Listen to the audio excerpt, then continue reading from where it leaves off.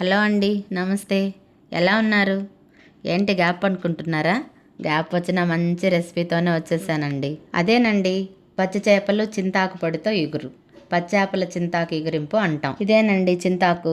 Today's king of the recipe. ఇది ఊరు నుండి మా శారదక్క ఫ్రెష్గా పంపుతుందండి ఎవ్రీ ఇయర్. దీనికి ఫ్రిడ్జ్ అవసరం లేదు. మనకు ఎంతకాలం కావాలంటే అంతకాలం బయటే ఉంచుకోవచ్చు. ఎంత కావాలంటే అంత తీసి మిక్సీ పట్టుకొని వాడుకోవడమే.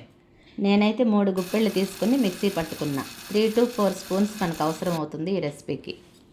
ఇప్పుడు ఇంగ్రీడియంట్స్లోకి వెళ్ళిపోదాం. చిన్న పక్కెలు 30 తీసుకున్నానండి.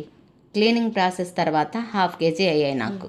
ఇందులోకి 2 టమాటోస్, 1 ఆనియన్, చిన్న నిమ్మకాయ సైజ్ అంతా చింతపండు, 4 స్పూన్స్ చింతాకు పొడి, 2.5 స్పూన్ కారము, 1.5 స్పూను పులుసు పొడి, ఉప్పు, పసుపు.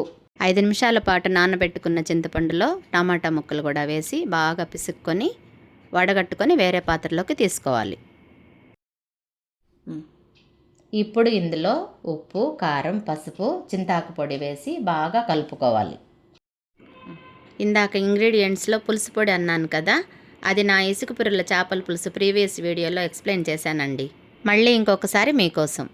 చిన్న టీ గ్లాస్ నిండా ధనియాలు తీసుకోవాలి. దాంట్లో 1/4 పార్ట్ జీలకర్ర, మెంతులు తీసుకొని డ్రై రోస్ట్ చేసుకొని పొడి చేసుకొని ఒక డబ్బాలో పెట్టేసుకోవడమే. ఇది ఫ్రిడ్జ్లో పెట్టాల్సిన అవసరమే లేదు. నేనైతే బయటే పెట్టుకుంటాను.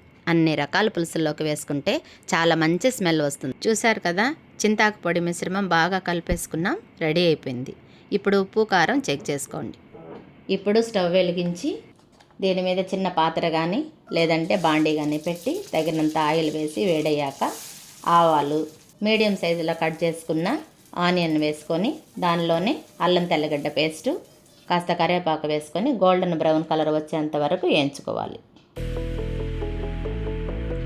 చూడండి, గోల్డెన్ బ్రౌన్ కలర్ వచ్చేసింది కదా. ఇప్పుడు మనం రెడీ చేసి పెట్టుకున్న ఈ మిశ్రమాన్ని ఇందులో పోసేయాలి.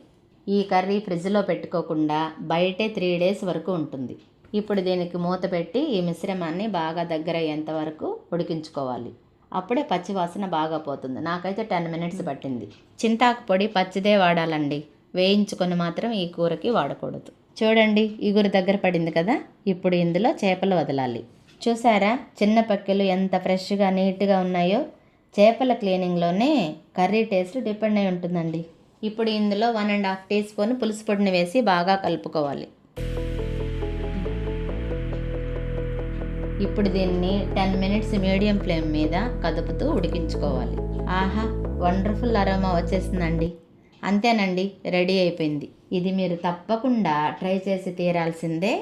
ఆహా అనాల్సిందే. కుదరకపోతే ఏమవుతుంది, మళ్ళీ ట్రై చేస్తే సక్సెస్ అయిపోతుంది. టేస్ట్ అయితే అద్దరిపోయింది. ఇది రైస్లోకి అద్దరిపోతుంది. ట్రై చేసి ఎలా వచ్చిందో చెప్పండి. మరిన్ని రెసిపీస్ కోసం నా ఛానల్ని సబ్స్క్రైబ్ చేసుకోండి. Thank you for watching. See you in my next video.